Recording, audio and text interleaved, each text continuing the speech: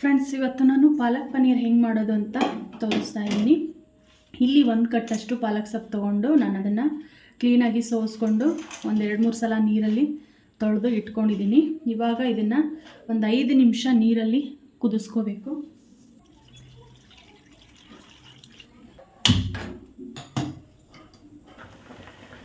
Friends, ಪಾಲಕ್ ಸೊಪ್ಪನ್ನು ಒಂದು 5 ನಿಮಿಷ ನಾವು ಈ ಥರ ಕುದಿಸ್ಕೊಂಡ್ರೆ ಸಾಕು. ಜಾಸ್ತಿನೂ ಕುದಿಸ್ಬಾರ್ದು, ಕಲ್ಲರು ಕಪ್ಪಗಾಗ್ಬಿಡುತ್ತೆ. ಒಂದು 5 ನಿಮಿಷ ಅದು ಹಸಿ ಸ್ಮೆಲ್ ಹೋಗೋಷ್ಟು ಕುದಿಸ್ಕೊಂಡ್ರೆ ಸಾಕಾಗುತ್ತೆ. ಪಾಲಕ್ ಸೊಪ್ಪನ್ನು ಆಫ್ ಮಾಡ್ಕೊಂಡಿದ್ದೀನಿ, ಅದು ಒಂದು 5 ನಿಮಿಷ ಕುದಿಸ್ಕೊಂಡಿದ್ದೀನಿ. ಇವಾಗ ನಾವು ಅದನ್ನು ಮಿಕ್ಸಿಗೆ ಹಾಕೋಬೇಕಾಗತ್ತೆ. ಪಾಲಕ್ ಸೊಪ್ಪು ತಣ್ಣಗಾಗಬೇಕು, ತಣ್ಣಗಾದ್ಮೇಲೆ ನಾವು ಮಿಕ್ಸಿಗೆ ಹಾಕೋಬೇಕು. ಪಾಲಕ್ ಸೊಪ್ಪನ್ನು ನಾನು ಮಿಕ್ಸಿ ಜಾರಿಗೆ ಹಾಕ್ಕೊಂಡು ನುಣ್ಣಗೆ ಪೇಸ್ಟ್ ಮಾಡ್ಕೋಬೇಕು. ಪೂರ್ತಿ ನೈಸಾಗಿ ಪೇಸ್ಟ್ ಮಾಡ್ಕೋಬೇಕು. ಇದನ್ನು ಪಾಲಕ್ ಸೊಪ್ಪು ತಣ್ಣಗಾದ್ಮೇಲೆ ಮಿಕ್ಸಿಗೆ ಹಾಕ್ಕೋಬೇಕು. ಖಾರಕ್ಕೆ ಎಷ್ಟು ಬೇಕೋ ಅಷ್ಟು ಮೆಣಸಿನ್ಕಾಯಿನ ಸೇರಿಸ್ತಾ ಇದ್ದೀನಿ. ಜಾಸ್ತಿ ಬೇಕಿದ್ದರೆ ಜಾಸ್ತಿ ಸೇರಿಸ್ಕೋಬೋದು. ನಾನು ಒಂದು 3 ಮೆಣಸಿನ್ಕಾಯಿನ ಪೀಸ್ ಮಾಡಿ ಹಾಕ್ತಾಯಿದ್ದೀನಿ. ಖಾರಕ್ಕೆ ಎಷ್ಟು ಬೇಕೋ ಅಷ್ಟು ಹಾಕ್ಕೋಬೇಕು. ಫ್ರೆಂಡ್ಸ್, ನಾನು ನೋಡ್ತಿರ್ಬೋದು ಇಲ್ಲಿ ಸಣ್ಣದಾಗಿ ಪೇಸ್ಟ್ ಮಾಡಿದ್ದೀನಿ. ಈಗ ಇದನ್ನು ಮುಚ್ಚಿಟ್ಬಿಟ್ಟು ಪನ್ನೀರನ್ನು ರೆಡಿ ಮಾಡ್ಕೊಳ್ಳೋಣ. ನಾನು ನಂದಿನಿ ಪನ್ನೀರನ್ನು ತಗೊಂಡಿದ್ದೀನಿ. ಸಣ್ಣ ಸಣ್ಣ ಕ್ಯೂಬ್ ಆಗಿ ಕಟ್ ಮಾಡ್ಕೋಬೇಕು.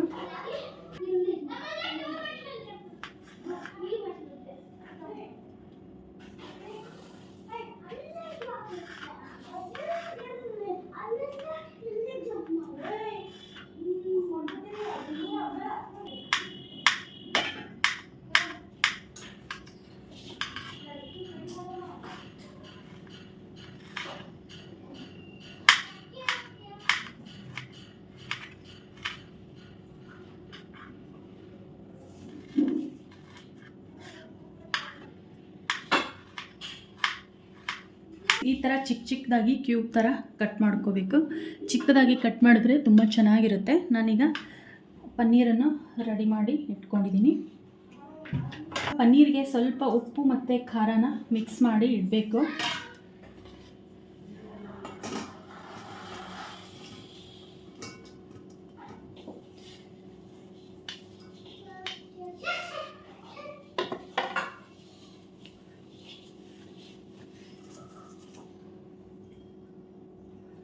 ಅದಕ್ಕೆ ಒಂದು 1/4 ಟೀ ಸ್ಪೂನಷ್ಟು ಉಪ್ಪನ್ನ ಸೇರಿಸ್ತಾ ಇದ್ದೀನಿ.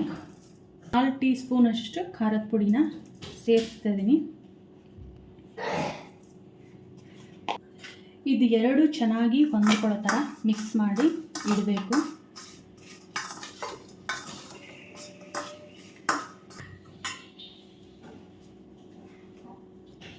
ಎಣ್ಣೆ ಎಷ್ಟು ಬೇಕೋ ಅಷ್ಟು ಎಣ್ಣೆನ ಸೇರಿಸ್ತಾ ಇದ್ದೀನಿ.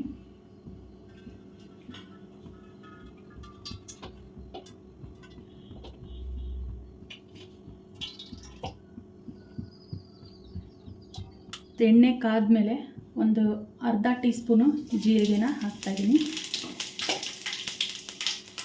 ಅದಾದಮೇಲೆ ಸಣ್ಣದಾಗಿ ಕಟ್ ಮಾಡಿರೋಂಥ 2 ಈರುಳ್ಳಿನ ಸೇರಿಸ್ತಾ ಇದ್ದೀನಿ.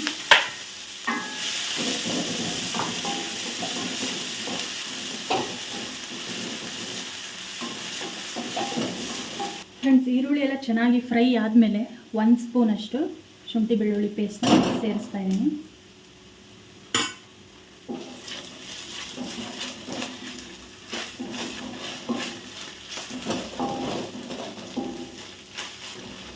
ಕಾಲು ಟೀ ಸ್ಪೂನಷ್ಟು ಅರಿಶಿನ ಪುಡಿ, ಒಂದು 1/2 ಸ್ಪೂನಷ್ಟು ಧನಿಯಾ ಪುಡಿ, 1/2 ಸ್ಪೂನಷ್ಟು ಗರಂ ಮಸಾಲ,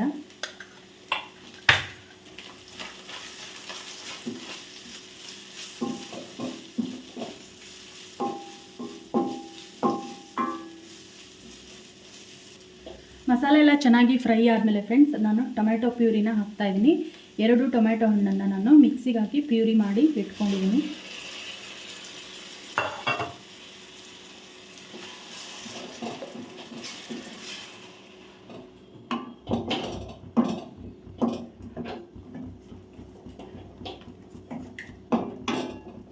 ಫ್ರೆಂಡ್ಸ್, ಇವಾಗ ಒಂದು ಅರ್ಧ ಚಮಚದಷ್ಟು ನಾನು ಕಸೂರಿ ಮೇಥಿನ ಸೇರಿಸ್ತಾ ಇದ್ದೀನಿ. ಇದು ಹಾಕಿದ್ರೆ ತುಂಬ ಚೆನ್ನಾಗಿ ಬರುತ್ತೆ ಟೇಸ್ಟು.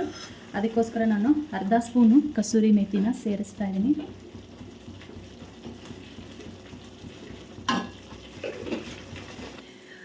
ಫ್ರೆಂಡ್ಸ್, ಮಸಾಲೆ ಮತ್ತು ಟೊಮೆಟೊ ಪ್ಯೂರಿ ಚೆನ್ನಾಗಿ ಫ್ರೈ ಆಗಿದೆ. ಇದು ಇವಾಗ ನಾನು ಇದಕ್ಕೆ ಪೇಸ್ಟ್ ಮಾಡಿ ಇಟ್ಕೊಂಡಿರೋಂಥ ಪಾಲಕ್ ಸೊಪ್ಪನ್ನು ಹಾಕ್ತಾಯಿದ್ದೀನಿ. ಪಾಲಕ್ ಸೊಪ್ಪು ಪೇಸ್ಟ್ನ ಸೇರಿಸ್ತಾ ಇದ್ದೀನಿ. ಇವಾಗ ಇದನ್ನು ಜಾಸ್ತಿ ಕುದಿಸೋವಂಥ ನೆಸೆಸಿಟಿ ಇರಲ್ಲ, ಯಾಕಂದರೆ ಸೊಪ್ಪನ್ನು ಆಲ್ರೆಡಿ ನಾವು ಕುದಿಸ್ಬಿಟ್ಟಿರ್ತೀವಿ, ಹಾಗಾಗಿ ಜಾಸ್ತಿ ಕುದಿಸ್ಬೇಕನ್ನೋ ಹಾಗಿರಲ್ಲ.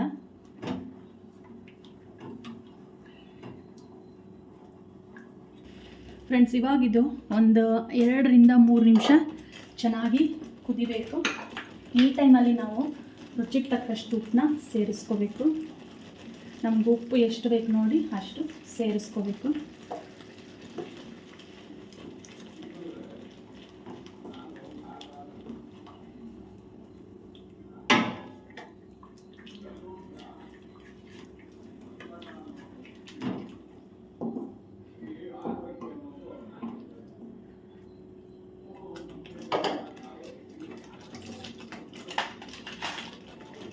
ಒಂದು 2-3 ನಿಮಿಷ ನಾನು ಸಣ್ಣ ಉರಿಲೇ ಬೇಯಿಸೋದಕ್ಕೆ ಮುಚ್ಚಿಡ್ತೀನಿ.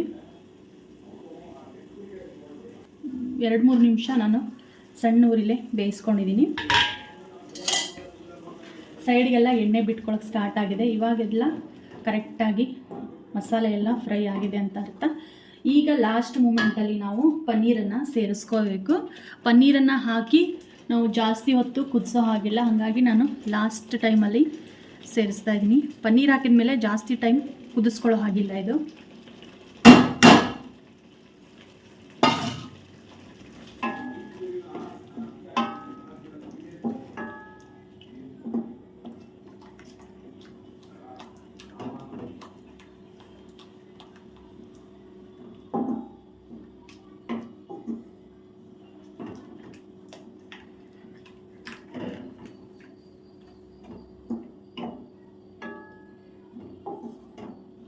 ಫ್ರೆಂಡ್ಸ್, ಪನ್ನೀರ್ ಸೇರಿಸಿ ಆದಮೇಲೆ ಇವಾಗ 1 ನಿಮಿಷ ನಾನು ಸಣ್ಣ ಉರಿಲಿ ಬೇಯಿಸ್ಕೊತೀನಿ. ಜಾಸ್ತಿ ಬೇಯಿಸಬಾರ್ದು, ಪನ್ನೀರ್ ಒಡೆದೋಗ್ಬಿಡುತ್ತೆ. ಹಾಗಾಗಿ ಒಂದೇ 1 ನಿಮಿಷ ನಾನು ಮುಚ್ಚಿ ಬೇಯಿಸ್ಕೊತೀನಿ.